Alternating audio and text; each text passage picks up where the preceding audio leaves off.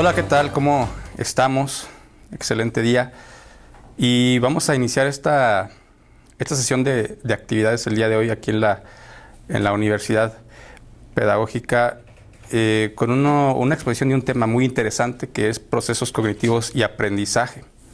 Yo soy el maestro Ricardo Olivas Fuentes, soy doctorante aquí en el doctorado, válgame la redundancia, Ciencias para el Aprendizaje, cursando la asignatura Procesos Cognitivos y Aprendizaje con nuestro asesor, el doctor Manuel de Jesús Mejía Carrillo. Pues bueno, el tema a trabajar, como ya les comenté, es procesos cognitivos y aprendizaje, y que son dos temas muy relevantes para el seminario y para el doctorado también. Primeramente me gustaría comenzar, y estuve pensando cómo comenzar la exposición, y creo que me voy a remitir a una frase, yo creo que muy conocida por muchos, la cual es pienso, luego existo, ¿no? De uno de los filósofos más importantes tal vez de nuestra era. Y creo que podríamos revertir la frase a existo y luego pienso. ¿Cuál de las dos estaría lo más acertado? ¿Y por qué lo comento? ¿No? Porque desde esos primeros tiempos se comenzó a cuestionar el cómo se conoce, el cómo se construye el conocimiento. De hecho, precisamente el día de ayer hablábamos sobre la génesis del conocimiento, y todo lo que tenga que ver con el mismo, cualquier tema que toque, incluso cualquier acción que se realice y que hagamos, tiene que ver con el aprendizaje, con el conocimiento. Entonces yo creo que lo dejo al aire, ¿no? ¿Qué sucede primero? ¿Existimos y luego pensamos, o pensamos y luego existimos? Es una de las preguntas más fundamentales, que tal vez cuando terminemos la exposición la podemos responder, tal vez no. Entonces vamos a comenzar primeramente, como también se menciona por ahí, deconstruyendo el concepto, ¿no? Aprendizaje o procesos cognitivos como tal son dos conceptos distintos. No es lo mismo aprender y no es lo mismo, es un proceso. Tampoco es lo mismo la cognición. Obviamente se interrelacionan, pero tienen cada uno sus distintos significados, que a la vez es un significado que le atribuye la misma humanidad, y por eso también hay dos tipos de procesos, que ahorita también los vamos a ver. Primeramente vamos a estar analizando sobre qué es el aprendizaje, y luego nos vamos a ir yendo a las distintas teorías del aprendizaje. Además vamos a ir superficialmente, vamos a tocar el tema del constructivismo, y finalmente vamos a dar como que un panorama de lo que es el aprendizaje hoy en día. Después vamos a estar yéndonos a lo que son los procesos cognitivos, y pude haberlo hecho al revés. Pude primero haber comenzado por procesos cognitivos. Creo que para poder comprender un tanto mejor, a mi opinión, lo que es el proceso cognitivo, tenemos que abordar primeramente la teoría del aprendizaje. Pero bueno, eso es nada más una opinión personal, ¿no? Y comenzamos pues con la primera interrogante: ¿qué es el aprendizaje? Entonces hay distintos artículos. Hay un texto muy importante de Rivas Navarro, que es Cognición y Aprendizaje Significativo, en donde se menciona ahí literalmente que aprender implica cambiar conocimientos o conductas precedentes, postulando que el aprendizaje constituye un proceso en que, a partir de las adquisiciones previas, se producen reorganizaciones o reestructuraciones del conocimiento y conducta. Yo creo que, por lo regular, los docentes, en este caso, pues obviamente trabajando con la educación, conocemos que el aprendizaje conlleva una modificación de la conducta del conocimiento, y esa modificación, por lo regular, quiero suponer que es evidente, que se puede evidenciar a través de un producto, y por ende pues se llevan distintos mecanismos, ¿no? Estrategias, que ese es otro tema tal vez, pero dejando muy en claro que el aprendizaje es una modificación, es un cambio, ¿no? Es un un atribuir significado a la información que recibe. Ahora, también, que ahorita vamos a pasar a ello, hay distintos tipos de aprendizaje que han dado forma y han constituido a lo que nosotros hoy en día comprendemos como tal. El aprendizaje se dice también, por ahí en un artículo que leí, voy a ser muy honesto, no recuerdo ahorita el autor, que dice que el aprendizaje es propio del ser humano, ¿no? Y ahora también podemos cuestionar esa afirmación, porque pues también otras especies aprenden, ¿no? Creo que de ahí pues tendríamos que contextualizar esta afirmación, y también ustedes en su momento y a su juicio hacer las aportaciones correspondientes. Entonces también nos comenta que el término de aprendizaje se emplea para detonar el proceso y también el resultado. Y por lo tanto también el poder definir el aprendizaje de cierta manera se dificulta un tanto, porque conlleva o se puede percibir como un resultado o como el mismo proceso. Y de ahí las distintas, y como por lo regular se ocurre cuando se tratan estos temas abstractos, pues las distintas definiciones que podemos consultar, ¿no? Distintos aportes de distintas ideas. Y pues bueno, yo creo que aquí algunos criterios, ya nada más para terminar, ¿qué es el aprendizaje? Mencionaremos 3 de ellos. 1, el aprendizaje implica un cambio. 2, el aprendizaje perdura a lo largo del tiempo, relativamente. Y 3, el aprendizaje ocurre por medio de la experiencia. Perfecto. Entonces, ahora ya definiendo lo que es el aprendizaje, vamos a pasar a lo que son las teorías de aprendizaje. Y para esto, yo creo que por ahí yo hice una gráfica o una representación aquí mental, representación gráfica, perdón, de lo que se entiende por aprendizaje y sobre las teorías que se han dado o se han llevado a cabo a lo largo del tiempo. Y obviamente pues tenemos un gran número de investigaciones, y sobre todo no nada más investigaciones, sino que de hechos que han definido lo que es y nos han llevado lo que es el aprendizaje o definir aprendizaje hoy en día. Podemos ir desde la misma filosofía, pasando por la teología y pasando por otras tantas corrientes de pensamiento que podamos pensar. Pero bueno, aquí nos compete comenzar tal vez desde unas posturas creo que muy conocidas, lo que es racionalismo, empirismo, yéndonos más al aspecto epistemológico, y luego desde esas bases epistemológicas también nacen, o podría atreverme a decir que se generan otras corrientes de pensamiento importantes, y sobre todo se va especializando el área del saber, como lo fue a la psicología cognitiva, ¿no? O a la misma psicología, como tal, como ciencia.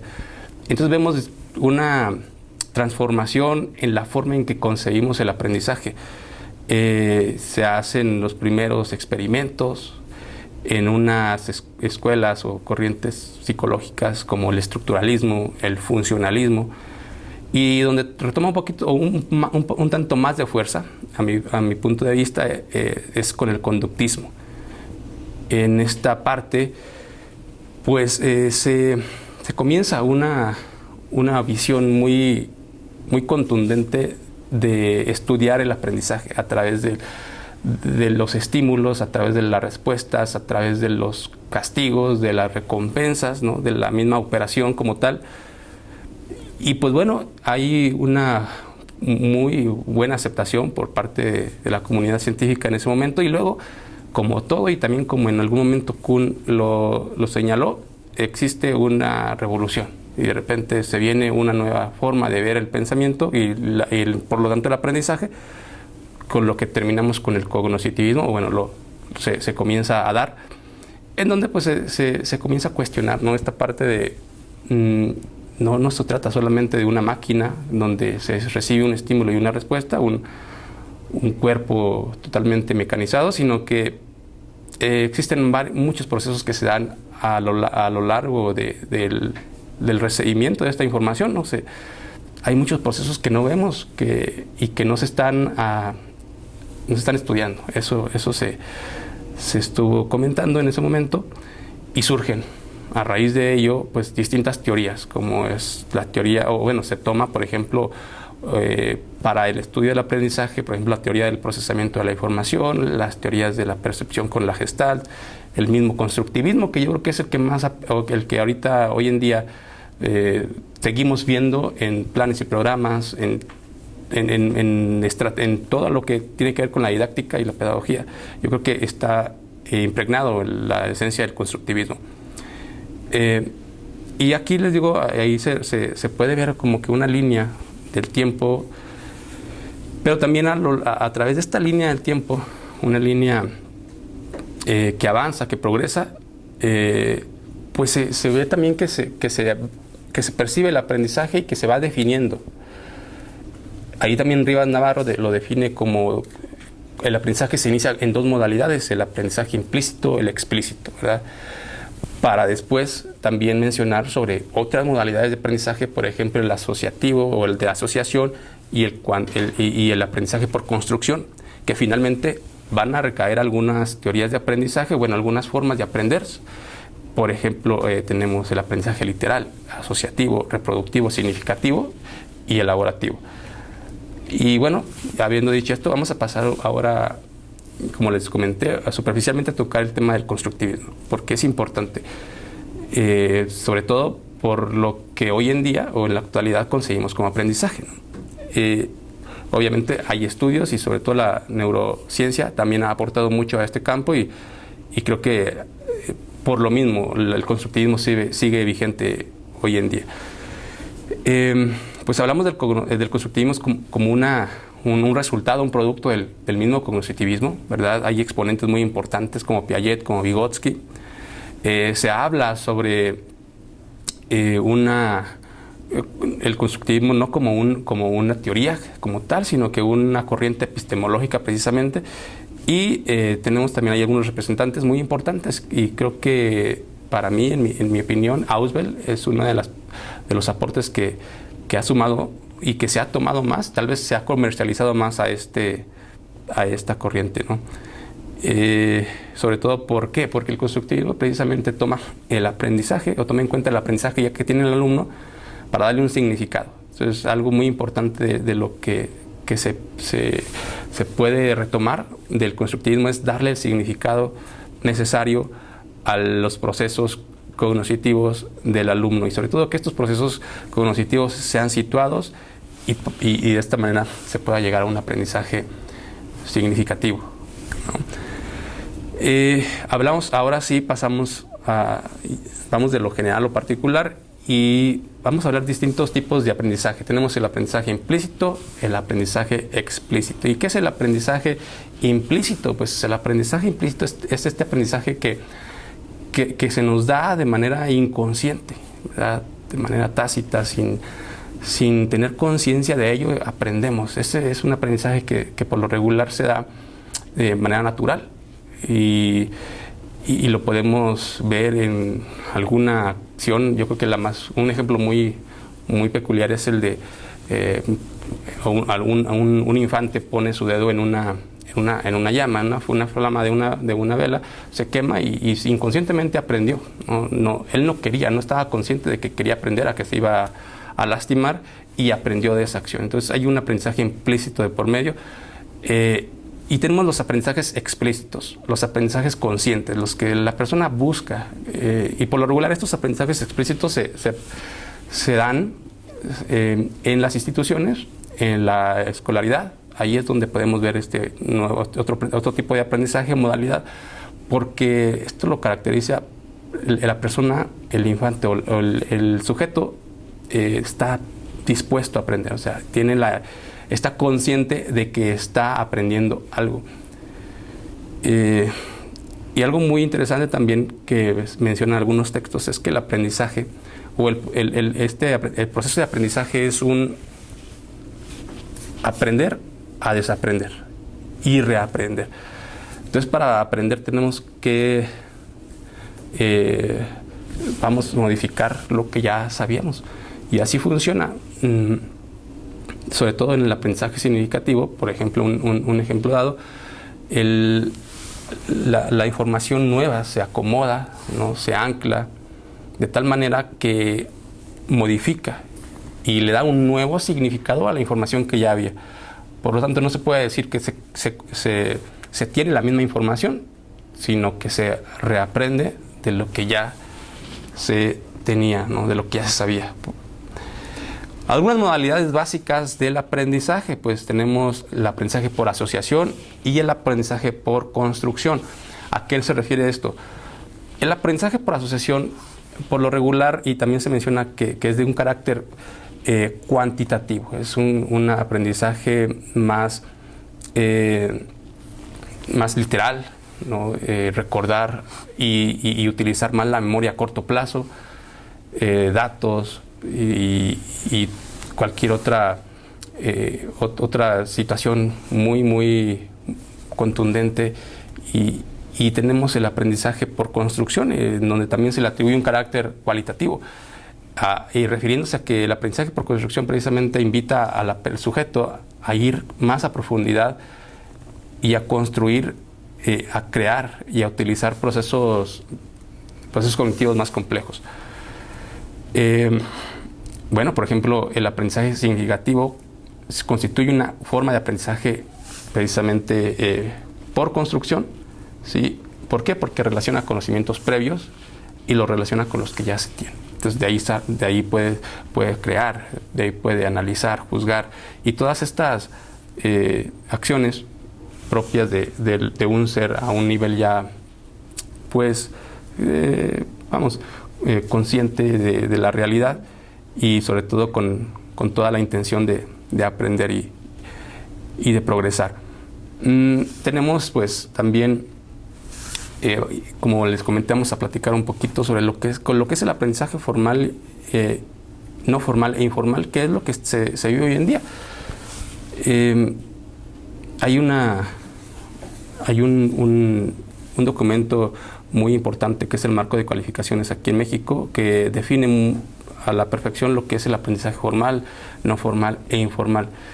Y aludiendo al primero, que es el aprendizaje formal, pues es el aprendizaje que brinda las instituciones, que se lleva a cabo a través de un plan de estudios, que lleva atrás de él una certificación, un reconocimiento oficial. Es un aprendizaje formal, y en donde pues existen dos partes: el docente o la institución que da el aprendizaje, y además pues toman en cuenta estrategias, sobre todo didáctica, y todo este aspecto pedagógico se toma en cuenta para poder aterrizar información al alumno. Y el aprendizaje pues no formal, donde tenemos a un sujeto que aprende por su cuenta, que tal vez lo hace sin un documento oficial, pero y que a través también de una institución que no le da algún reconocimiento. Aquí creo que también jugamos un poco con la institucionalidad y los convencionalismos de la educación. Y finalmente tenemos un aprendizaje que es informal, en donde el sujeto actúa y aprende por sí solo. Aquí vamos a que una persona toma su curso en línea por su cuenta, ¿no? Toma información, descarga información de la red y aprende de manera informal. En todos los tres casos hay un aprendizaje y hay procesos cognitivos involucrados, que precisamente vamos a pasar ahora a este tema. ¿Qué son los procesos cognitivos?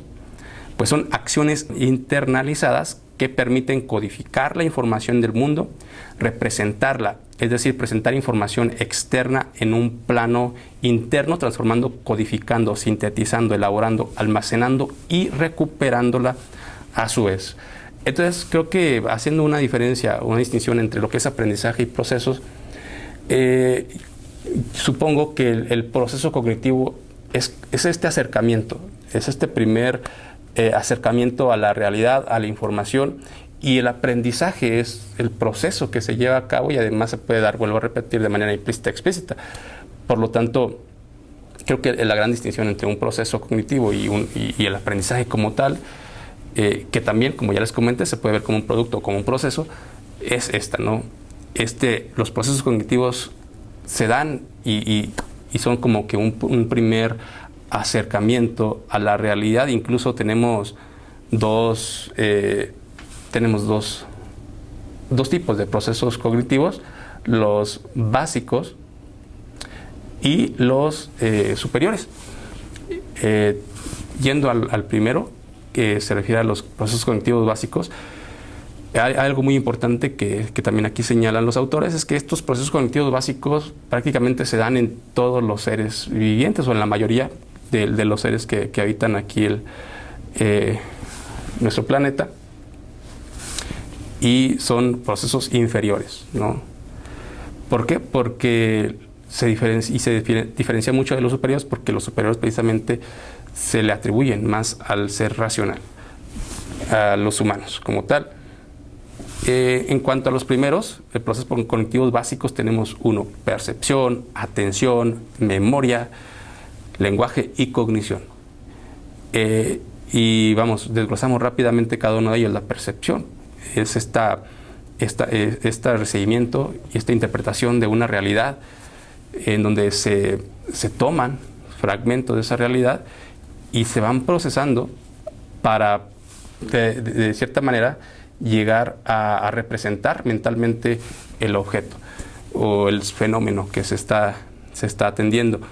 Tenemos otro que es la atención, y en este segundo hablamos sobre en el discernir, en el excluir información, precisamente para enfocarse en una tarea en específico. Tenemos la memoria, que existen distintos, ¿no? La memoria a corto, a largo plazo, la declarativa, procedimental y la episódica. Y cada una de estas memorias obviamente es útil en ciertos momentos para llegar precisamente a un aprendizaje. Tenemos en un cuarto lugar el lenguaje, que además ya Vygotsky y Piaget lo retomaron y lo pusieron como uno de los principales elementos para poder lograr aprendizajes. Y sobre todo, finalmente, llegamos a la cognición, en donde estas percepciones y todos estos otros procesos cognitivos básicos pueden y tienen un valor ahí de integración. Perfecto. Entonces, ya pasando a los procesos cognitivos superiores, vuelvo a repetir, son específicamente humanos y se desarrollan mediados por la cultura y por el lenguaje. Entre ellos, nada más tomé algunos, porque hay un texto que consulté y que mencionaba muchísimos. Tomé algunos nada más para dar la idea de lo que es un proceso cognitivo superior, que es precisamente narrar uno, por ejemplo, el sujeto que narra, que produce, el que comprende, que infiere, que categoriza, que ejemplifica, que imagina, y uno que tomé en especial es el que crea, el crear, el poder imaginar. También, como ahí lo menciona, son ya procesos cognitivos de índole superior, que, vuelvo a repetir, sí son de carácter ya para el sujeto que tiene conciencia de su existencia y que puede llevarlos a cabo. Incluso todos estos procesos cognitivos también los podemos ver tal vez en una taxonomía de Bloom, que también es muy conocida, donde se menciona, ¿no?, el proceso cognitivo de desarrollo en el aprendizaje de un sujeto. Y creo que, pues bueno, ahí yo creo que vamos a concluir esta primera presentación, el aprendizaje y los procesos cognitivos. Y yo creo que, volviendo a la pregunta inicial, ¿no?, ¿qué sucede primero, el proceso o el aprendizaje? ¿O suceden los dos al mismo tiempo? Pues ya les va a tocar a ustedes como audiencia contestar esa pregunta.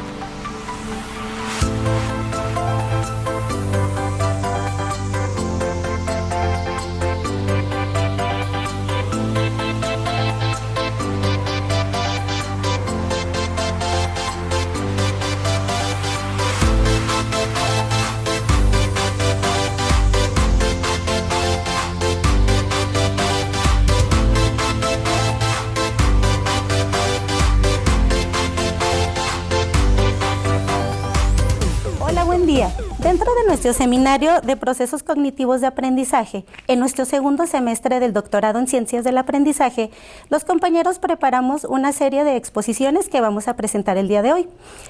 Su servidora, Laura Valenzuela Nevares, estoy cursando el segundo semestre y mi formación base es la educación preescolar, licenciada en educación preescolar.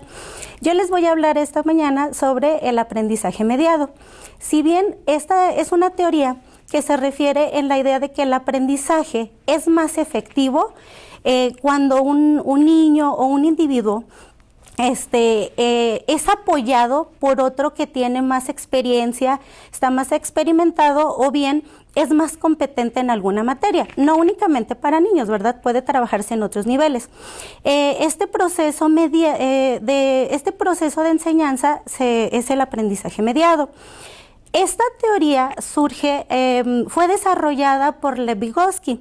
Él fue un psicólogo y educador ruso, quien argumentaba que el aprendizaje es un proceso social y cultural en el que el conocimiento pues se favorece más se construye a través de la interacción social con pares y con un entorno donde haya más individuos.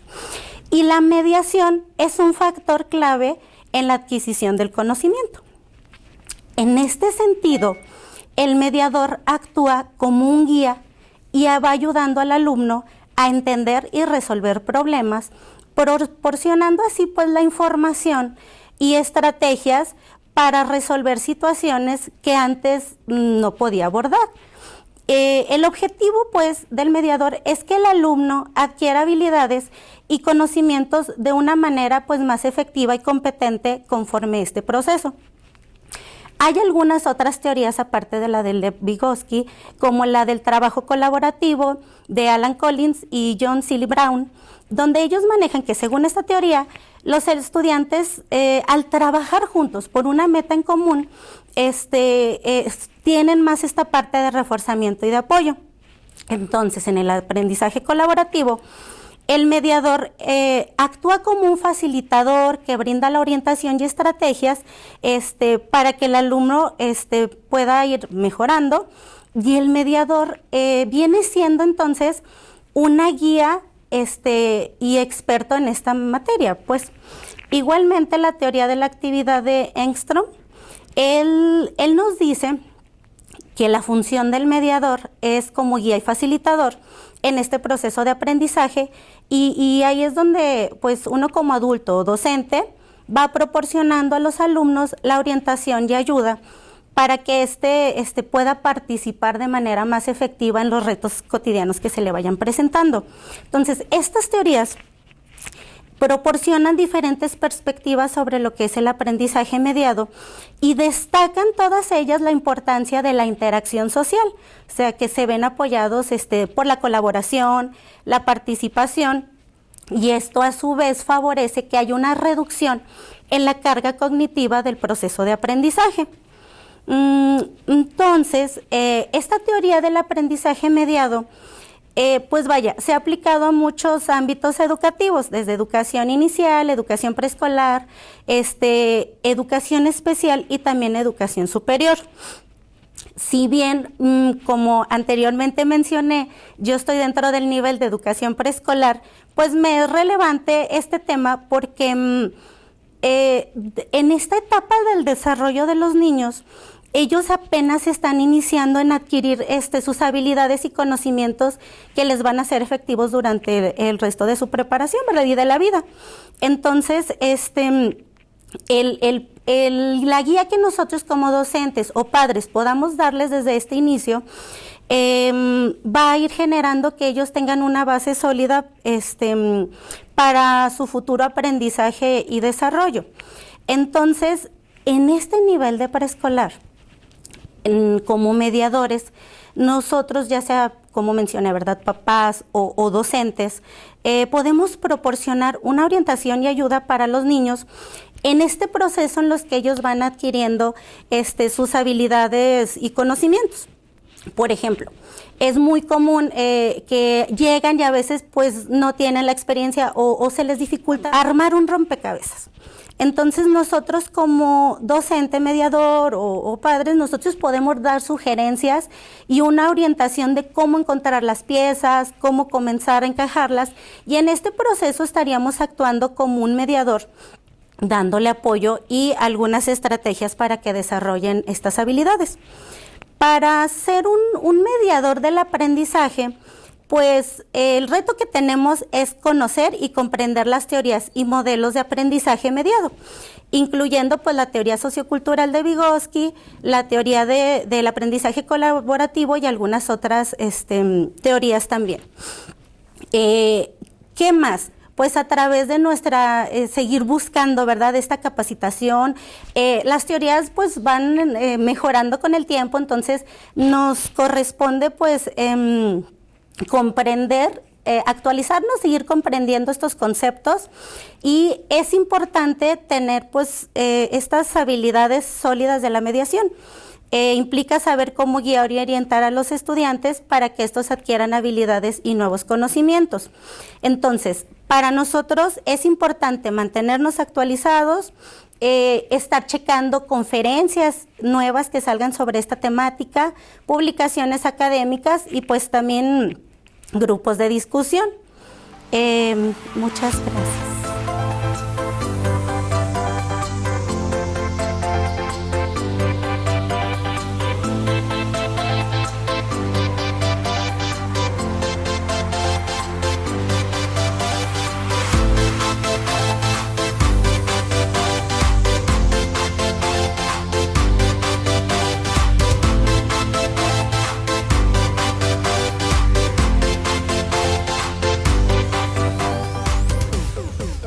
Nuestro seminario de procesos cognitivos de aprendizaje, hoy tengo una invitada muy especial, que es la maestra Perla Saide Pineda Gracia, y ella nos va a hablar el día de hoy de su tema trastornos de aprendizajes cognitivos.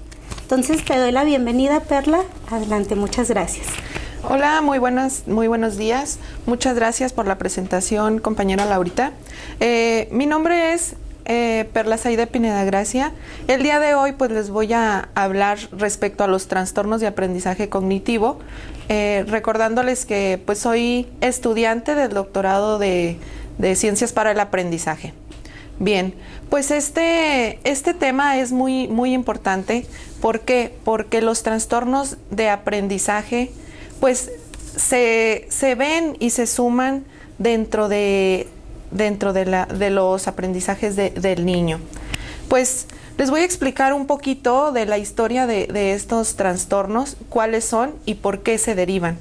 A mitad del siglo XX, por un estudio biológico de los problemas de aprendizaje, el científico Samuel Kirk utilizó el término de retraso o de trastorno en aquellos tiempos de 1960. Los trastornos de aprendizaje pues son trastornos de desarrollo infantil, se manifiestan principalmente en dificultades para aprender. Por lo tanto, pues son inseparables del contexto escolar, sociocultural y familiar en el que presentan y constituyen motivos de consulta frecuentes. También estos trastornos de aprendizaje pues son los trastornos de neurodesarrollo más frecuentes, con una prevalencia aproximadamente de un 10% en la población. Para poder diagnosticar este tipo de trastornos, pues es importante que uno como docente observe el rendimiento del individuo en cuestión de la lectura, el cálculo o expresión escrita, y es sustancialmente inferior a lo esperado por la edad, la escolarización y el nivel de inteligencia. También, pues otro diagnóstico que es importante dentro de los problemas de aprendizaje, pues interfieren significativamente al rendimiento académico o las actividades de la vida cotidiana que requieren respecto a la lectura, el cálculo o la escritura. Existen tres grandes grupos de trastornos. Uno de ellos pues es la dislexia, que es el trastorno de la lectoescritura. El otro es la discalculia, que también es denominado trastorno de las matemáticas. Y pues viene un subtipo de trastornos que ahorita los vamos a mencionar. Para ello, pues quien presenta estos trastornos, como lo mencionan los científicos y la literatura, pues son los niños. Niños con nivel normal o incluso superior de inteligencia general. Pueden presentar dificultades estos niños para alcanzar un nivel acorde a lo establecido a la lectura, a la escritura o el cálculo, entre otros aprendizajes de habilidades escolares. También, pues, estos niños con estos trastornos son pacientes que presentan problemas persistentes y graves para asimilar determinados conceptos académicos. Como lo mencionaba, pues existen varios tipos de trastornos. El que más predomina es la dislexia, luego también está la discalculia y entre otros tipos de trastornos como el trastorno de aprendizaje no verbal, el trastorno de aprendizaje procedimental, el síndrome de hemisferio derecho, trastorno de desarrollo de la coordinación y dispraxis del desarrollo, entre otros. Pero pues nos vamos a enfocar ahorita en el trastorno que es uno de los más predominantes, que es la dislexia. La dislexia pues es un trastorno del neurodesarrollo que genera problemas del aprendizaje en el lenguaje, la lectura y la escritura. Este trastorno pues se ve afectado en el área básica del proceso fonológico y de codificación de palabras aisladas. También, pues este trastorno es hereditario o se va diagnosticando a través de la familia. Existen 3 subtipos de dislexia. En este caso, pues, es el fonológico, de superficie y el mixto. Estos 3 subtipos pues los propuso Castles en 1993. Sin embargo, pues este trastorno no es curable, pero sí es tratable. La dislexia, pues como docente o como familia lo podemos identificar con varias observaciones hacia el niño. Una puede ser las dificultades del deletreo y el sonido al momento de empezar a conocer las palabras. La otra puede ser la dificultad para nombrar colores, letras, números. Otra situación es cuando observamos una dificultad para aprenderse en el sonido de la letra. Aquí pues sería la fonema grafema. Y pues algo bien interesante y muy importante que a lo mejor es con lo que más podemos diagnosticar la dislexia es cuando hay errores ortográficos con la B, con la D, cuando confunden la J con la G.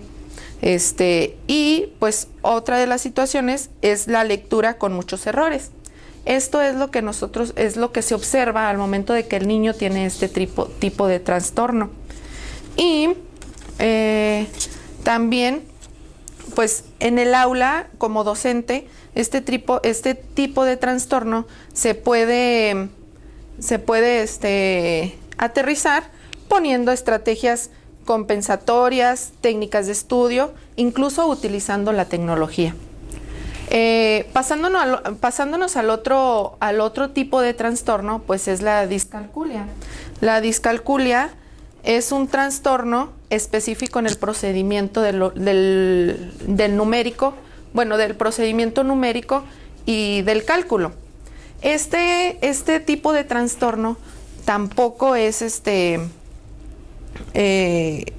considerado como una enfermedad rara y pues tiene una dificultad en habilidades matemáticas al momento de que el niño se empieza a aprender la secuencia numérica, batalla. Es un trastorno también familiar y es hereditario. Y dentro del aula, pues se recomienda pues un material concreto, multisensorial y vivencial para que se pueda aterrizar este trastorno de la discalculia. La discalculia nosotros la podemos identificar por medio de representaciones simbólicas y pues como les comento, el niño no aterriza el problema de los números. Como bien, pues existen otros tipos de trastorno, ya lo había mencionado. Dentro de ellos está el déficit de atención con hiperactividad, que también se pueden vincular con la dislexia y la discalculia, y pues tiene un impacto en lo cognitivo, así como puede ser en el aprendizaje. El aprendizaje puede afectar de manera negativa en el desarrollo de los niños, pero mencionando también que estos trastornos afectan en el lenguaje de forma global, en el cálculo matemático, tiene una capacidad para presentar atención, tienen dificultad de concentrarse o aprender a organizar y pues planificar adecuadamente las tareas. Bueno, dentro de esto, ya para cerrar, este tipo de trastornos nosotros los podemos identificar dentro del aula, pero también se puede uno como padre de familia los puede identificar si fue hereditario. Y pues lo más fuerte dentro de estos trastornos, la actitud dentro de un aula, pues son las conductas disruptivas como baja autoestima y emociones sin control. Muchas gracias, les agradezco su atención.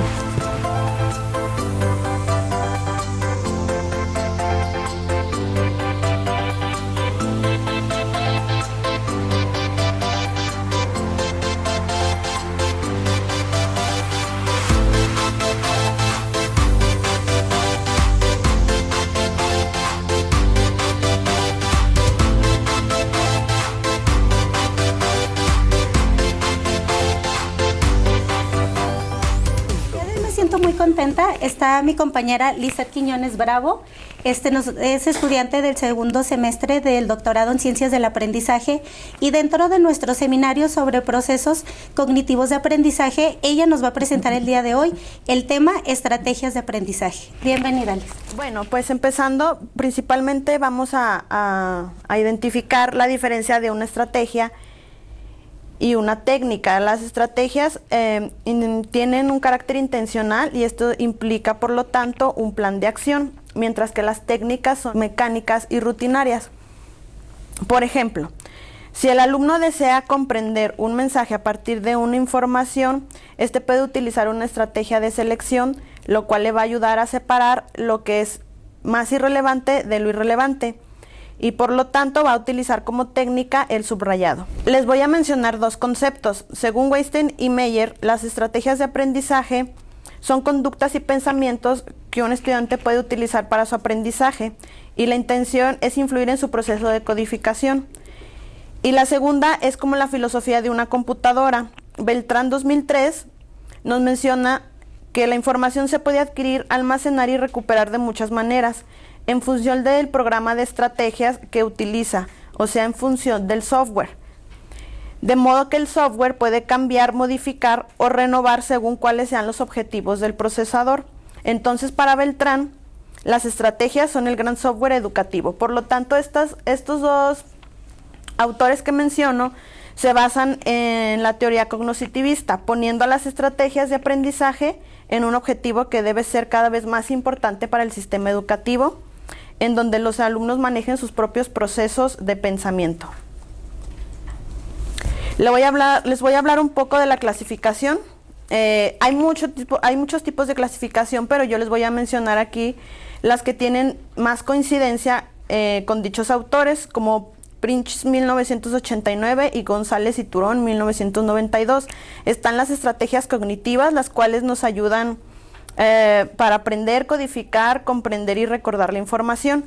Estos, según Weinstein y Meyer 1986, se clasifican en repetición, que es el mecanismo que activa la información de corto plazo que ya está almacenado para pasarlos a la memoria de largo plazo.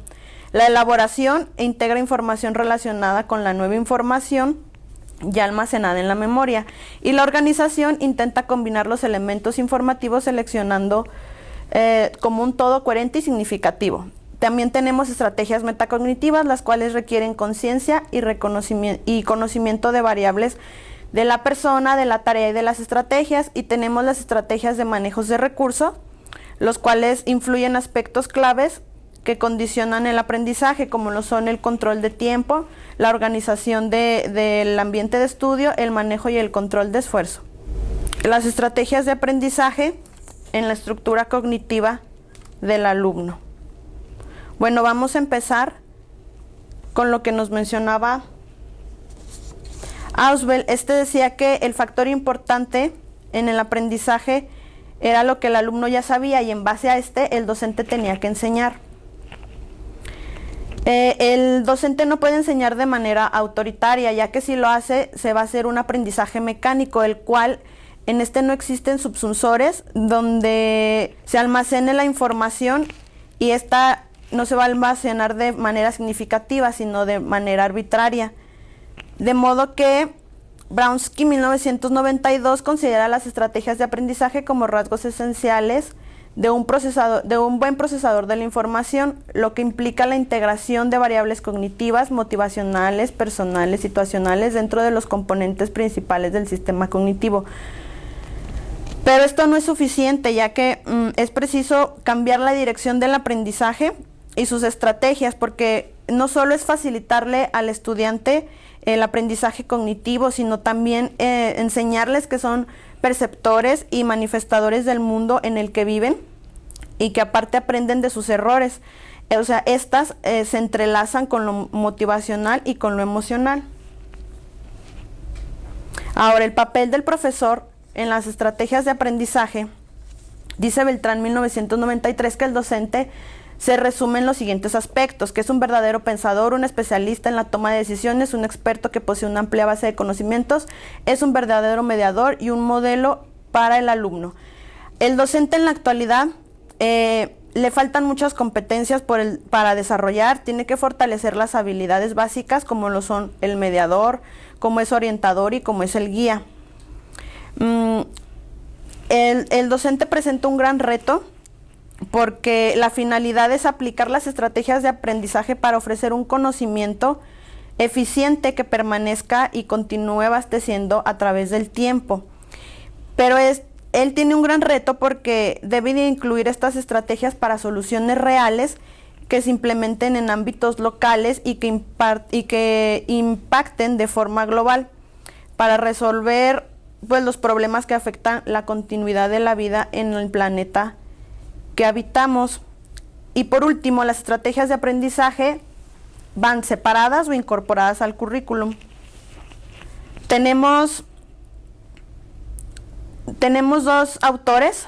Vallarias, 1999, nos menciona que las estrategias deben de ir incorporadas, y al contrario de Pozo, 1989, dicen que no pueden darse al margen de los contenidos curriculares correspondientes.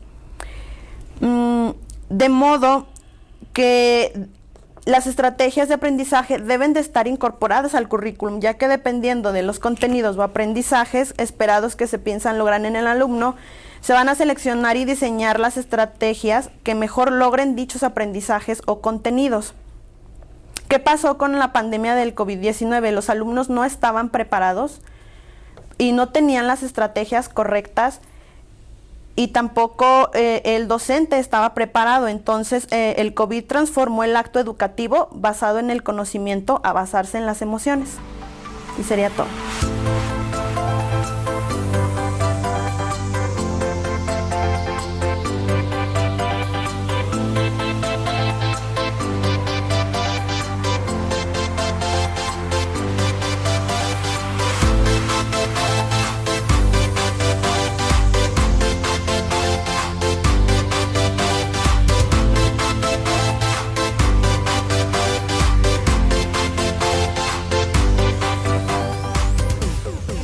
Hoy me encuentro con mi compañero Ricardo Olivas Fuentes. Él es estudiante del doctorado en Ciencias para el Aprendizaje. Actualmente en nuestro seminario de procesos cognitivos de aprendizaje, el día de hoy nos va a presentar un tema que es aprendizajes significativos. Muchas gracias, Ricardo. Gracias. Pues bueno, vamos a abordar este tema, aprendizaje significativo, también abordando nada más algunos aspectos muy básicos, generales sobre esa teoría, puesto que pues, obviamente es una teoría que está pues, muy bien desarrollada en un texto, si no me equivoco, de más de 300 páginas. Entonces, para poderlo resumir en 7 minutos, pues es un tanto difícil, pero pues bueno, comenzando sobre el autor, ¿no? La persona o esta persona que precisamente piensa el aprendizaje significativo, se llamó David Ausubel, y fue una persona que estudió el aprendizaje en el 63, escribe y publica su teoría, que es el aprendizaje significativo verbal, y por lo tanto esta teoría tiene distintas utilidades. Incluso hoy en día sigue vigente en los planes de estudio, y como pues también lo podemos suponer, hay distintos participantes en estos postulados.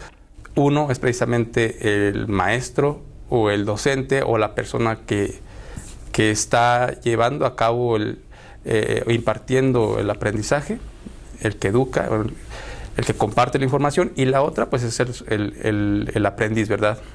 El sujeto que recibe esta información. Entonces la teoría del aprendizaje significativo menciona que, y algo muy particular del docente, es que es un mediador entre la información y el sujeto, y que el docente también tiene que tener mucho en cuenta, porque obviamente es una teoría que se enfoca mucho a la escuela, al aprendizaje en la escuela, es que el alumno es el que aprende, que es el centro del aprendizaje, tal como las mismas corrientes constructivistas lo mencionan. Entonces, por ahí, en ocasiones, y tiene que ver mucho con los conceptos bases de esta teoría, es que en ocasiones nosotros como docentes intentamos meter información al alumno, siendo nosotros los protagonistas del aprendizaje, siendo que no, que el alumno es el que construye, ¿verdad? Tal como lo menciona el constructivismo mismo, que precisamente la teoría del aprendizaje significativo es un producto de esta corriente. Ahora, hablando del alumno, o hablando de lo que el docente tiene que considerar para poder lograr aprendizajes significativos en el alumno, y yo digo docente, pero también yo creo que aplica a cualquier otra persona que intente llevar a cabo este aprendizaje en el alumno, ¿no? En el infante. Son 5, rápidamente. 1, que la información que se le presente al alumno tiene que ser o tiene que tener un carácter no arbitrario. Esto quiere decir que no sea por mero capricho del educador, sino que la información tiene que estar pues, planificada, tiene que tener un sentido el por qué se le está metiendo o impartiendo esta información al alumno. 2, que sea sustancial, ¿verdad? Que no sea literal, que esta información tenga un carácter situado, ¿verdad? Contextualizado, y que le sirva al alumno para que él pueda relacionar para que estos subsensores, puedan hacer anclaje con los subsumidores que se le van a dar a través de un material potencialmente significativo, que es precisamente otro de los aspectos a considerar, que el material sea potencialmente significativo. Y esto se refiere a que este material sea lógico, obviamente, y se presente de una manera que el alumno pueda asimilarla, y que no se force esta información, porque algo también muy importante de esta teoría es que estos nuevos aprendizajes tienen que modificar las estructuras mentales que ya existen sin forzarlas. Si no, caeríamos a un aprendizaje memorístico, que es precisamente lo que se opone al aprendizaje significativo, ¿no? Entonces se habla de anclaje, y representado tal vez gráficamente es meter la información al alumno de cierta manera muy amigable, y que se quede, que se ancle ahí con los conocimientos que ya se había tenido. Otra muy importante, otra característica es que el alumno tiene que tener predisposición para aprender. Sí, y sobre todo, además de tener la predisposición para aprender, predisposición para aprender significativamente, porque tenemos ya alumnos que ya están acostumbrados a aprender o memorizar las cosas. Entonces, bueno, ¿no? Hay que ir encaminando como docente tal vez, y como mediador tienes que ir encaminando a tu alumno a que quiera aprender de manera significativa. Y finalmente, pues que la información que se le dé al alumno sea relevante, sea significativa, y potencialmente significativa quiere decir que le sirva al alumno para su vida diaria tal vez, o para seguir aprendiendo a lo largo de la vida. Y yo creo que aprovecho el último minuto de esta presentación para hablar un poquito sobre eso, porque precisamente ayer hacíamos reflexión sobre qué es lo que los alumnos hoy en día necesitan, no qué es lo que el sistema, no qué es lo que los docentes, el sindicato necesita que aprendan los alumnos, no, qué es lo que la sociedad está exigiendo, y no solamente la sociedad, sino que el mismo cambio cultural, los mismos cambios económicos, sociales, y todos los movimientos que ustedes se puedan pensar, qué es lo que está exigiendo que los alumnos aprendan, que sea significativo. Y yo creo que ahí radica el punto de partida para realmente dar aprendizajes significativos, porque los aprendizajes que eran significativos para generaciones pasadas, creo que hoy en día ya no son significativos, o tal vez no son tan significativos para las generaciones actuales y las que vienen. Entonces creo que es el gran reto de la educación, pensar en qué aprendizajes significativos se requieren para un mundo cambiante y pues violento como el que vivimos hoy en día.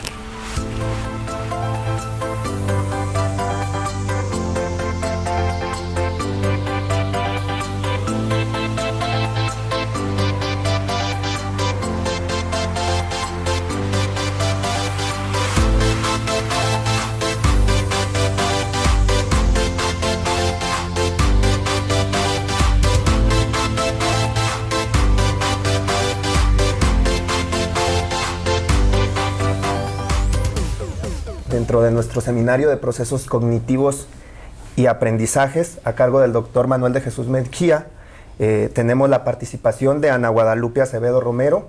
Ella nos va a tratar el tema de aprendizaje situado.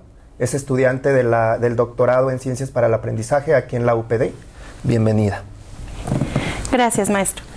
Pues bueno, para hablar de aprendizaje situado, me voy a permitir comentarles primero lo que hace tiempo, a través de una conferencia ofertada por un alumno de secundaria, llamó mucho mi atención. Era un chico de Argentina que llamó a su conferencia Zombies en la escuela.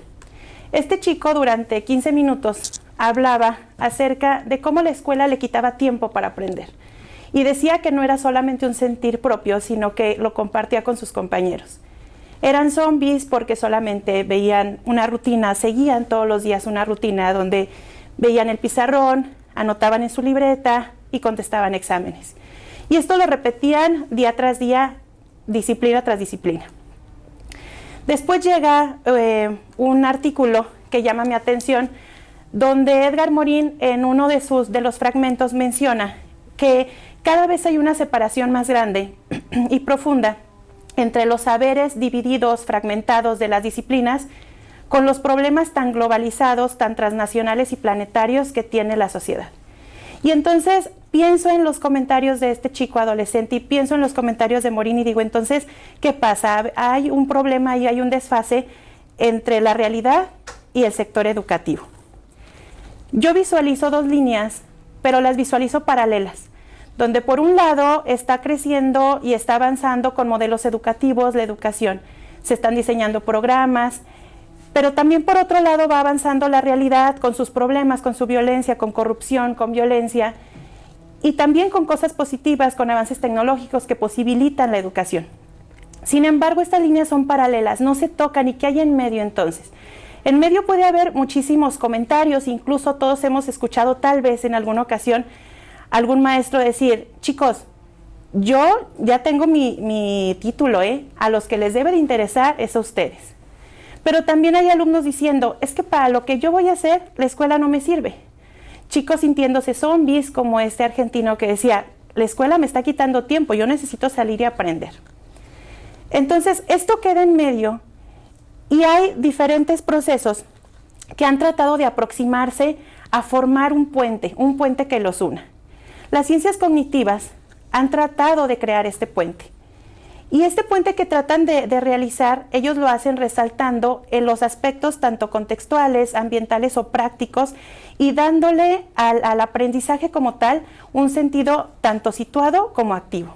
¿Qué pretenden ellos con esto? Precisamente crear este enlace entre la realidad y los procesos educativos escolares. Y el aprendizaje situado entonces se ha visualizado en muchas otras disciplinas o en muchos otros enfoques o modelos. Lo ha retomado el constructivismo, la psicología cognitiva, la sociología del conocimiento, la antropología, la fenomenología, y todos coinciden en algo: la naturaleza social del conocimiento. Es decir, el aprendizaje y el conocimiento se explica a partir de las prácticas sociales. Si entonces tenemos el aprendizaje situado como respuesta, tendríamos que definir qué es el aprendizaje situado. De acuerdo a Hernández y Díaz, el aprendizaje situado es una estrategia educativa integral que busca formar personas desde y para la realidad. Y con esto se involucran otros términos, como el aprendizaje significativo, el aprendizaje colaborativo, que forma y que conforma y transforma la realidad, y los problemas se convierten en contenidos y los contenidos se convierten a su vez en competencias. Entonces, la realidad ya no está exiliada de la educación, o la educación no se exilia de la realidad. Al contrario, la realidad es entonces el insumo educativo para aprender. Para nosotros decir como docentes que estamos participando y que estamos empleando un aprendizaje situado, tendríamos que introducir 4 momentos en nuestro quehacer educativo. Primero, partir de la realidad. Hay que traer la realidad hay que traer la calle, hay que traer la realidad a la clase. Hay que traer todos esos problemas que nos aquejan, pero que los dejamos fuera porque no vienen en nuestro plan de estudios, porque eso es un tema aparte. Y entonces no se habla como tal de todos estos problemas, como la cantidad de suicidios que hay en nuestros jóvenes, de la cantidad de problemas en las adicciones, en la corrupción, en el nivel de violencia que hay tanto en las familias como en la misma escuela, como en la calle. Hay que traer esos problemas a la escuela, hay que traer esos problemas a la clase y hay que partir de ellos como insumo para la planificación. Como punto o como momento número 2, hay que analizar y reflexionar. Y para analizar y reflexionar tendríamos que empezar por romper el control cognitivo, el control que no nos permite pensar, que nos convierte en esos zombies que decía el chico, donde nada más observamos el pizarrón, anotamos lo que vemos en el pizarrón en nuestra libreta y eso mismo lo trasladamos a un examen y si lo recordamos bien, sacamos palomita. Si no lo recordamos bien, reprobamos la materia.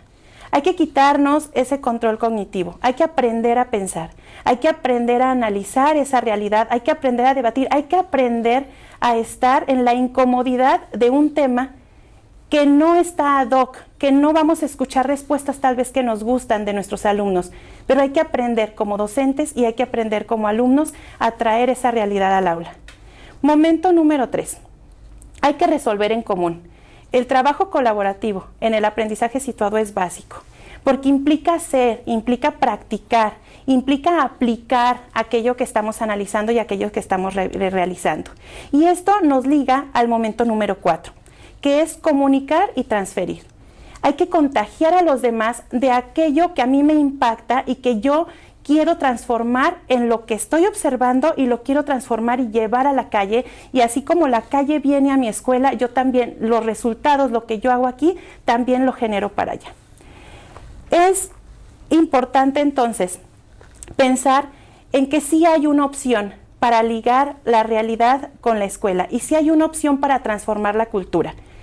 Cierro con un comentario de Hernández y Díaz que nos dice: una educación que tenga como eje al aprendizaje situado es una educación que cree en la transformación de las personas y en la transformación de la historia, de la cultura y de todo aquello que cargamos con inercias y que llegamos a pensar que jamás cambiaría. Muchas gracias.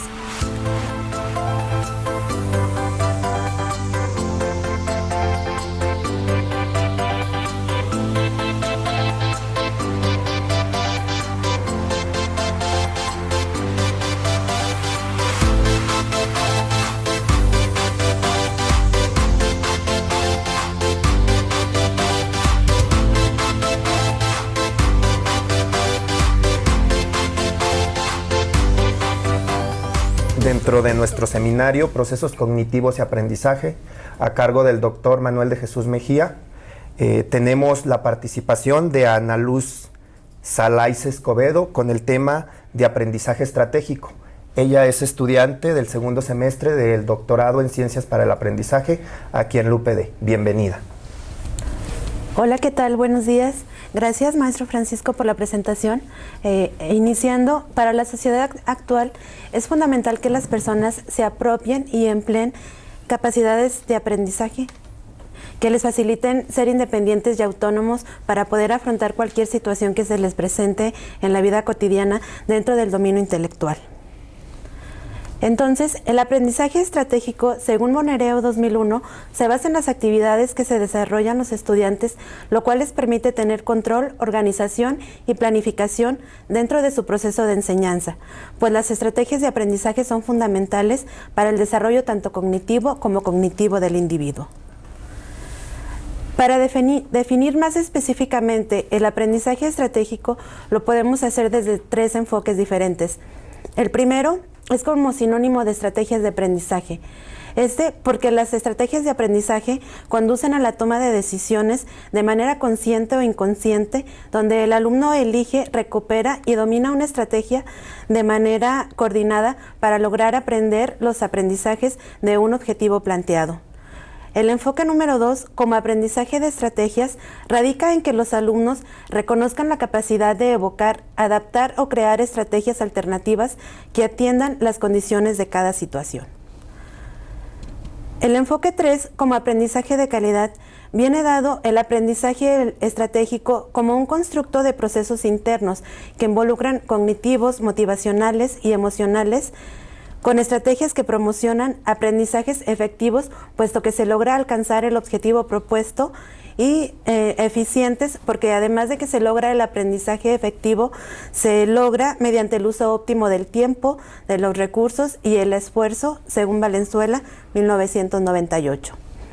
Para medir el aprendizaje estratégico, se diseñó un instrumento que consta de 3 dimensiones. La primera es cognitivo, que considera capacidades, estrategias de aprendizaje y acceso a la información como factores de éxito. La segunda dimensión es metacognitivo, que es la planificación del trabajo, análisis individual de logros, autorregulación para logro de propósitos, apoyo en la solución de problemas y comprensión de los fenómenos de la ciencia. Por último, la tercera dimensión es la afectivo-social, que es la organización de las actividades, la recepción de mensajes, control del estrés en la concordancia pasado-actualidad y evidencia de un conocimiento. Se constituye con 6 ítems, cada una de las dimensiones, valorándose con una escala Likert que va desde 1, en total desacuerdo, hasta 5, totalmente de acuerdo. Las concepciones de los profesores para entender las estrategias de aprendizaje podemos mencionar que consisten en conocer y aplicar técnicas de estudio.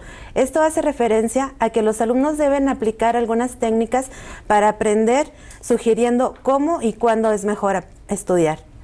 Tienen un carácter individual e idiosincrático, porque responde a las formas de pensar y de gestionar información, implicando un estilo personal para afrontar los problemas que se presentan. Para aprender hay que enseñar procedimientos tanto específicos como generales. Los específicos se enfocan en aprender un área en específico, mientras que los procedimientos generales nos impactan para adquirir habilidades generales, las cuales, las habilidades mentales generales son un conjunto de técnicas individuales que ayudan a organizar la mente, obligando a pensar para obtener conceptos. Por último, las estrategias como toma de decisiones, donde los alumnos deben tomar de manera consciente las decisiones para seleccionar los procedimientos más efectivos para obtener el aprendizaje planteado. Entonces tenemos que aprender estratégicamente depende de la intención del aprendiz al seleccionar procedimientos de aprendizaje, pues lo hace con un propósito y un objetivo determinado. El pensamiento estratégico influye para aprender a utilizar estratégicamente los procedimientos de aprendizaje. Se requiere una formación específica contextualizada que considere los intereses de quienes se pretende que aprendan. La enseñanza estratégica se divide en 3 fases para su aplicación o su enseñanza. La primera es la presentación de la estrategia. Existen principalmente 3 métodos para que los estudiantes puedan irse apropiando poco a poco de estos recursos e integrar a su propio repertorio de saberes estrategias que guían su proceso de aprendizaje en la resolución de problemas, los cuales son el modelado, análisis y discusión metacognitiva y el perspectivismo estratégico. La segunda fase es la práctica guiada. Se caracteriza por el control que el profesor aún sigue teniendo en la acción mediadora a la ayuda de alcanzar este aprendizaje, según Vygotsky en 1986. Se recomienda que los cambios se vayan dando poco a poco conforme a las necesidades o las exigencias de los alumnos para ir dejando de lado este apoyo proporcionado por el profesor.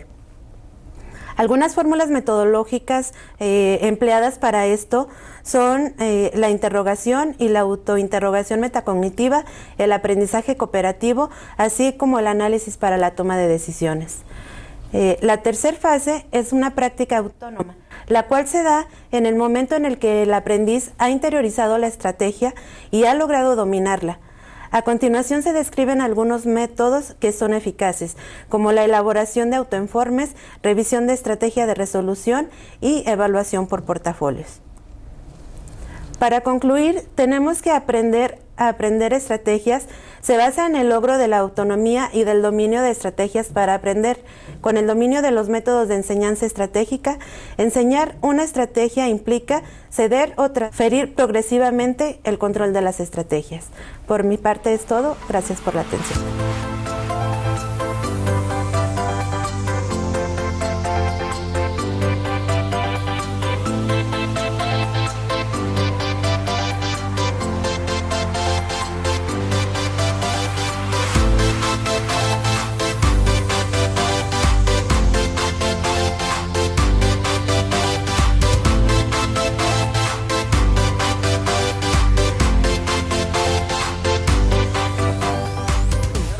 Hoy vamos a trabajar el tema de inteligencias múltiples. Está a cargo de Araceli Loyo Torres y de un servidor, Francisco Cimental Arredondo. Somos estudiantes del doctorado en Ciencias para el Aprendizaje aquí en la UPD. Para empezar a trabajar este tema de inteligencias múltiples, pues primeramente vamos a comentar cuál es el concepto de inteligencias que nos da el autor. Y nos dice que la capacidad de resolver, ¿qué es la capacidad de resolver problemas o de crear productos que sean valiosos en uno o más ambientes culturales? Pues estamos trabajando con el autor que sería Howard Gardner. Él nos propone estas teorías de la inteligencia a partir del año de 1983 con su libro Estructuras de la mente. Asimismo, él nos hace mención que las inteligencias múltiples, lo esencial de esta teoría es respetar las muchas diferencias que hay entre los individuos, las variaciones múltiples que hay entre los individuos, las variaciones múltiples que hay de las maneras como aparecen, los distintos modos por los cuales podemos evaluarlos y el número casi infinito de modos en que estos pueden dejar una marca en el mundo. Dentro de estas inteligencias que él propone 8. Vamos a analizarlas, que es la inteligencia lingüística, la inteligencia musical, tenemos la inteligencia lógico-matemática, la inteligencia visual-espacial, la inteligencia sinestésica o corporal, inteligencia intrapersonal y la inteligencia interpersonal y por último la inteligencia naturalista. Dentro de nuestra inteligencia lingüística, pues él nos dice que es la capacidad de utilizar las palabras de manera eficaz, ya sea oralmente o por escrito. Esta inteligencia incluye la capacidad de manejar la sintaxis o la estructura del lenguaje, la fenomenología o los sonidos del lenguaje, la semántica o los significados de las palabras y las dimensiones programáticas o usos prácticos del lenguaje. Aquí lo importante también es recalcar cómo el docente identificaría en sus alumnos esta inteligencia verbal. Nos dice que son alumnos que se destacan en la lectura, en la escritura, en la narración de historias, en la memorización. Asimismo, son niños que les gusta leer, escribir, escuchar, contar cuentos, hablar, memorizar y pues su forma de aprender es leyendo, escuchando, visualizando palabras, hablando, escribiendo, debatiendo. Dentro de nuestra inteligencia musical nos menciona Gardner que es la capacidad de percibir, de discriminar, de transformar y expresar las formas musicales. Esta inteligencia incluye la sensibilidad al ritmo, el tono o la melodía y el timbre o color de una pieza musical.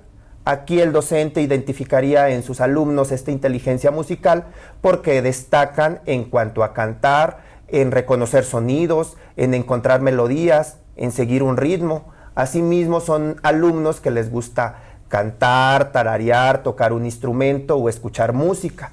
Y su forma de aprender, pues, es a través del ritmo, escuchando melodías, cantando. En relación a nuestra inteligencia lógico-matemática, pues nos dice que es la capacidad de utilizar los números con eficacia y de razonar bien. Esta inteligencia incluye la sensibilidad a patrones y relaciones lógicas, afirmaciones y proposiciones, funciones y otras abstracciones relacionadas. Los procesos empleados en la inteligencia lógico-matemática incluyen categorización, clasificación, deducción, generación, cálculo y pruebas de hipótesis. En esta parte el docente debe identificar en sus alumnos que les gusta, pues son actividades de razonamiento lógicas o de resolución de problemas. A este tipo de alumnos pues les gusta resolver problemas, hacer cuestionamientos, trabajar con números, experimentar y comprobar con la lógica. Asimismo, ellos aprenden más fácilmente usando relaciones, clasificando y trabajando con lo abstracto. Dentro de la inteligencia espacial, pues tenemos que es la capacidad de percibir al mundo espacialmente de manera precisa y de llevar a cabo transformaciones basadas en percepciones. Esta inteligencia implica sensibilidad al color, las líneas, la forma, el espacio y sus relaciones entre estos elementos. Incluye la capacidad de visualizar, de representar gráficamente ideas visuales o espaciales y de orientarse correctamente en una matriz espacial. Para que el docente pueda identificar esta inteligencia en sus alumnos, pues son alumnos que destacan en cuanto a la lectura de mapas, gráficos, dibujos, laberintos, imaginando cosas y visualizando. A estos niños les gusta diseñar, dibujar, construir, crear y mirar dibujos. Y estos niños aprenden pues trabajando con dibujos y utilizando colores, asimismo utilizando visualizaciones y algunas imágenes. Enseguida viene mi compañera Araceli Loyo Torres a continuar con nuestro tema de inteligencias múltiples. Bienvenida, compañera. Gracias por la presentación, maestro. Bueno, continuando con el tema de las inteligencias múltiples, escrita por el autor Gardner. Bueno, después de realizar una evaluación diagnóstica a los estudios de los trabajos en el aula, pues se llegaron a la conclusión, bueno, los resultados fueron que había una preeminencia en las actividades y en las medidas estandarizadas que se enfocaban prácticamente en las inteligencias lógico-matemáticas y en la lingüística. Algunas medían la inteligencia espacial y las demás pues las dejaban casi por completo en el olvido. Pero esto pues está relacionado con el pensamiento de la pedagogía tradicionalista. Entonces, ¿cuáles son esas inteligencias que están casi en el olvido? Pues además de la inteligencia espacial inteligencia musical ya mencionada, pues está la inteligencia sinestésico-corporal, la inteligencia intrapersonal y la naturalista. Esta última fue un agregado a lo que ya se había establecido en 1983. Esta la agregó Gardner en 1995. Para conceptualizar esto y dar una explicación más acerca de cada una de estas cuatro, mencionando que en la inteligencia sinestésico-corporal, pues se tiene la habilidad para emplear el cuerpo en formas muy diferenciadas y hábiles con propósitos expresivos, así como trabajar hábilmente con los objetos, tanto con movimientos finos con los dedos y con las manos, así como el cuerpo en los movimientos motores gruesos. Aquí la operación del sistema del movimiento es complejo. Requiere de una coordinación de una variedad de componentes neurales y musculares de una forma muy diferenciada e integrada. Algunos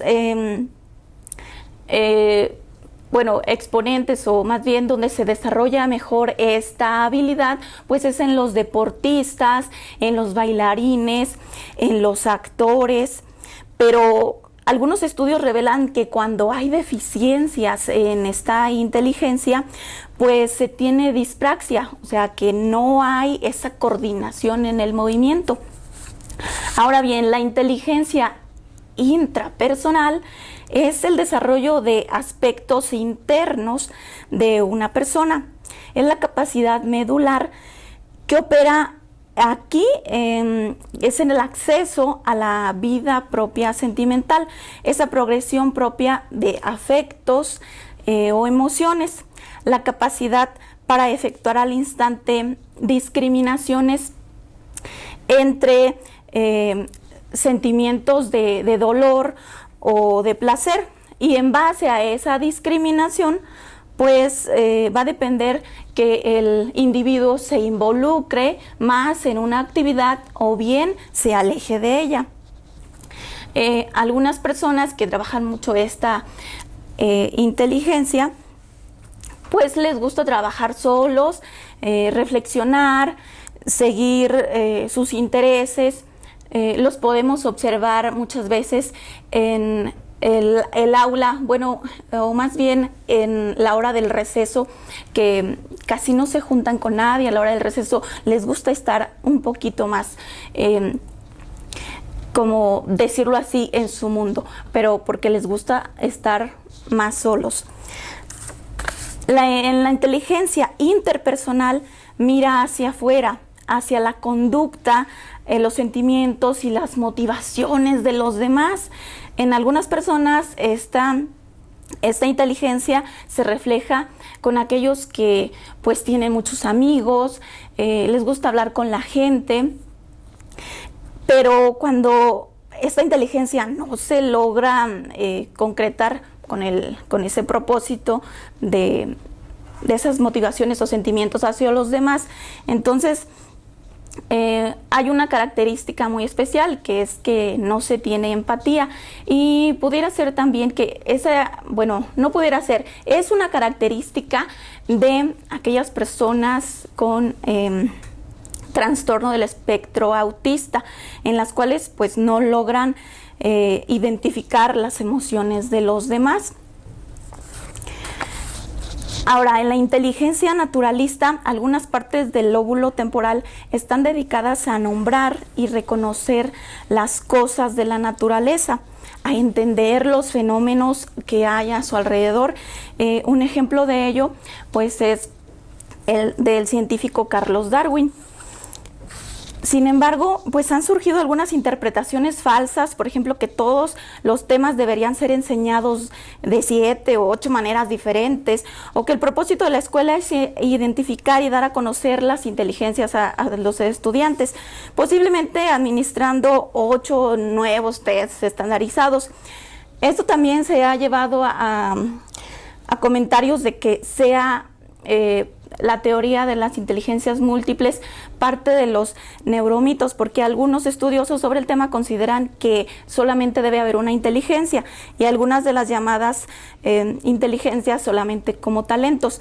Pero para eso se pueden aplicar en el aula, poniendo rincones del saber en los salones, aunque aquí en México pues hay un poco menos de espacio por los 12 metros cuadrados que hay, con los 35 o 40 estudiantes, pues es un poco imposible, así que se debe haber un espacio fuera del aula. Y por mi parte sería todo.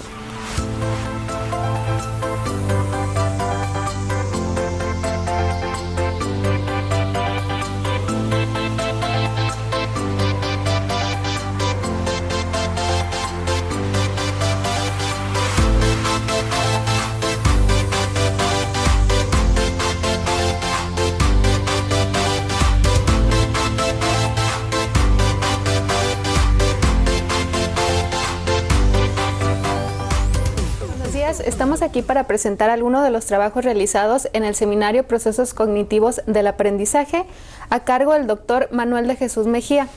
Para esto pues me presento, mi nombre es Cristal Coronado Manqueros, el título de mi trabajo está denominado el abordaje de la resiliencia desde distintas teorías cognitivas del aprendizaje.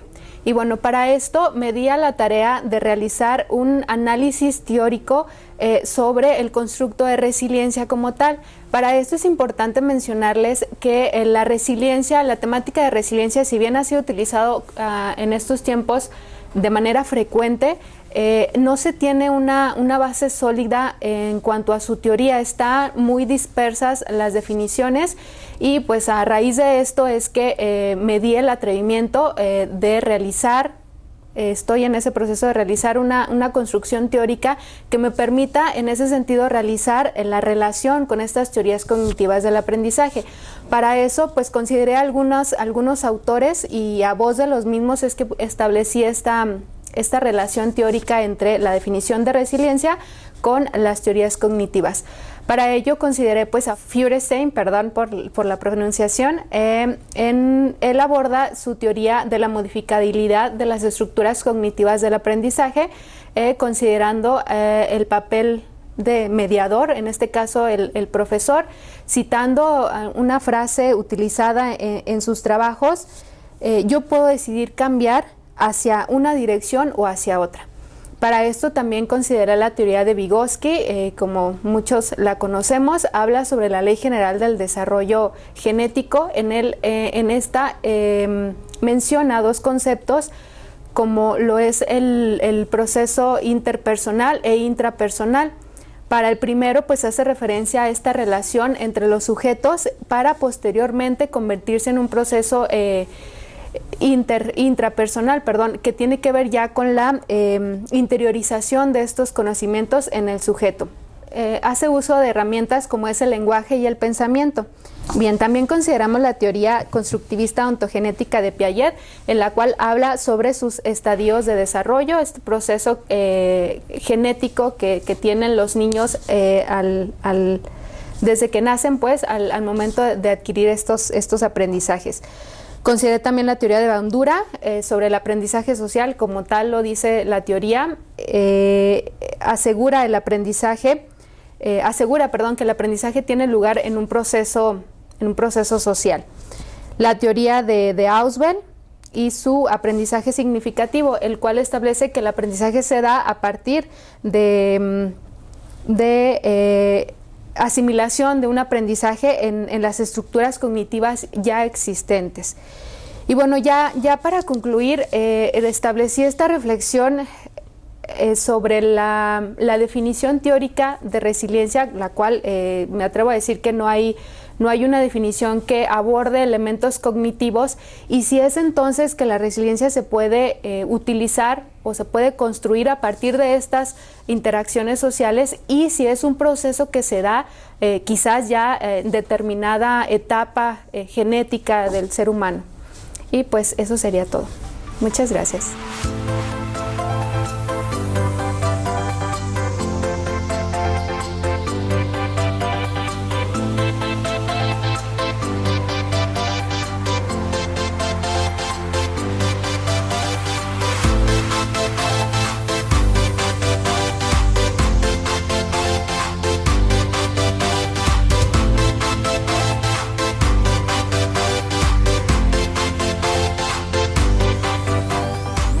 Presentar algunos de los trabajos realizados en el seminario Procesos Cognitivos y Aprendizaje, cursados en nuestro segundo semestre del doctorado Ciencias para el Aprendizaje. Y bueno, para esto damos la bienvenida a nuestra compañera Elizabeth Lozano Morales con el tema Cognición Social. Bienvenida, maestra. Bueno, yo les voy a platicar sobre la cognición social. Primeramente les voy a dar la definición que nos da uno de los principales precursores de esta teoría. Viene siendo el autor Adolf.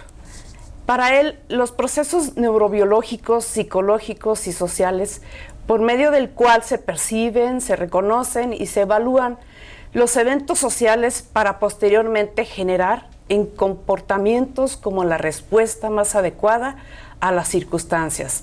Por otro lado, tenemos a otros autores también donde nos dicen que estos procesos cognitivos sociales son los implicados en cómo elaboramos inferencias sobre las intenciones y creencias de otras personas y cómo evaluamos los distintos factores de las situaciones sociales al hacer dichas inferencias.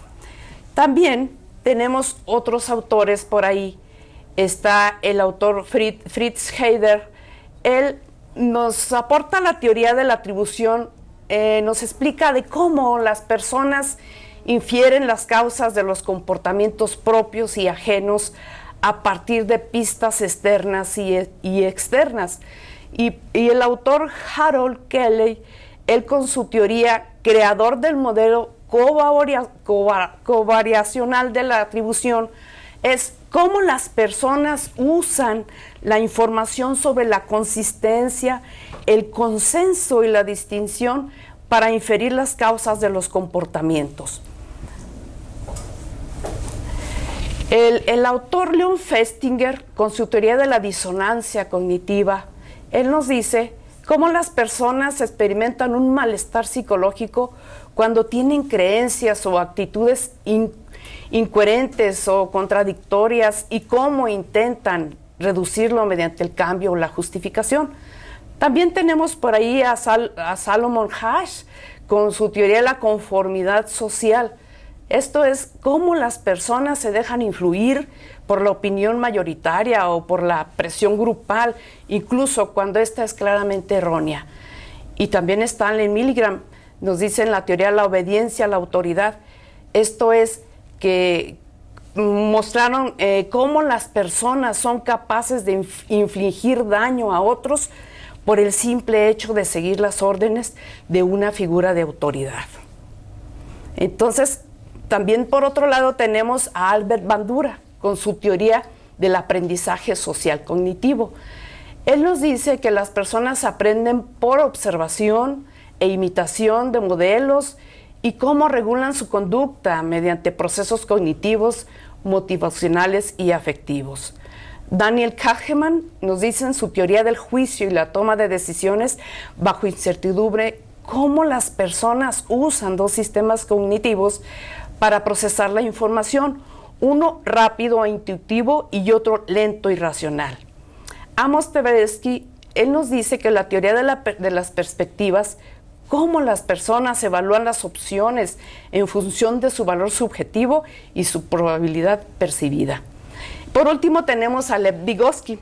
Él en su teoría de la sociocultural y del desarrollo cognitivo, él nos dice que cómo las personas adquieren conocimientos y habilidades mediante la interacción con otras personas más expertas o competentes y mediante el uso de herramientas culturales como el lenguaje o los signos. Entonces, la cognición social debe entenderse como la habilidad de conseguir representaciones de las relaciones entre uno mismo y los otros y de usar flexiblemente esas representaciones para guiar el comportamiento social.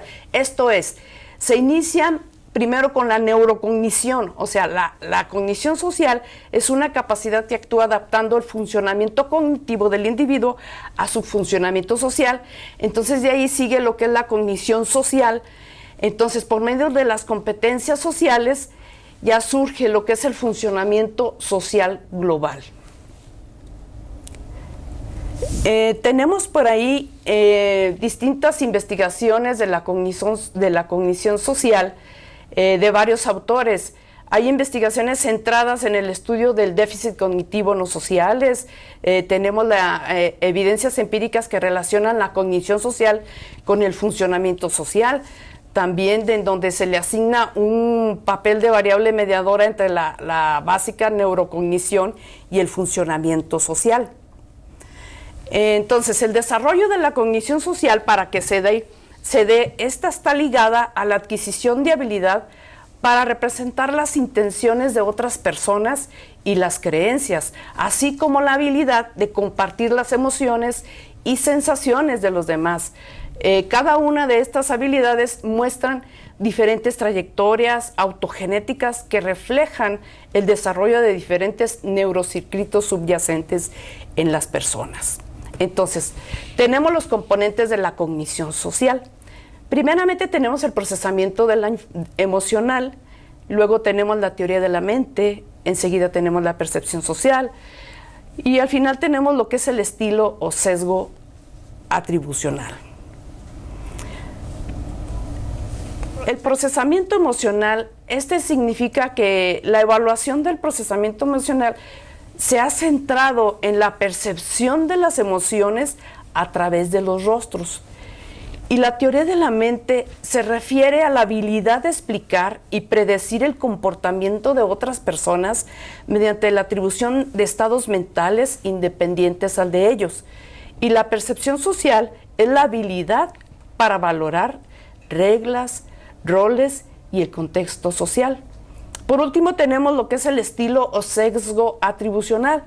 Esto es que las explicaciones es que el individuo le atribuye las causas de los resultados, o sea, ya sean positivos o negativos. De esa manera, el individuo le otorga un significado a lo sucedido.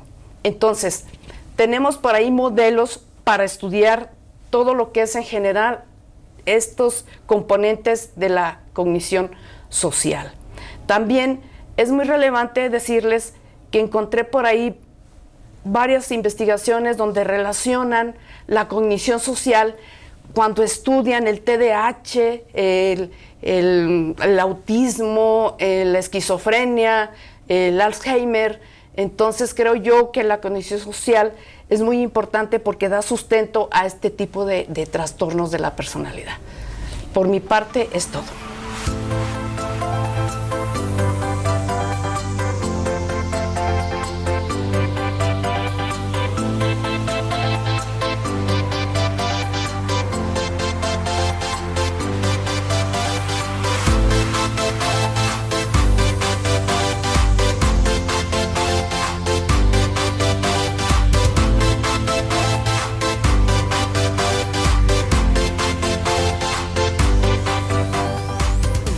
Para presentar algunos de los trabajos realizados en nuestro seminario Procesos Cognitivos y Aprendizaje. Para esto me doy la tarea de presentar a mi compañero, el maestro Guillermo Piedra Barcas, quien hablará sobre el modelo BAC. Pues yo les voy a hablar de lo que es el modelo BAC y cómo es concebido por algunos autores en la actualidad. El modelo BAC es un modelo que nos explica cómo las personas perciben y procesan la información de diferentes maneras, a través de 3 canales de percepción, que vienen siendo el canal visual, el auditivo y el kinestésico. Este modelo fue dado a conocer por Ralph Mead en 1995, basado en la teoría de la programación neurolingüística de John Bandler y Richard Grinder de 1970.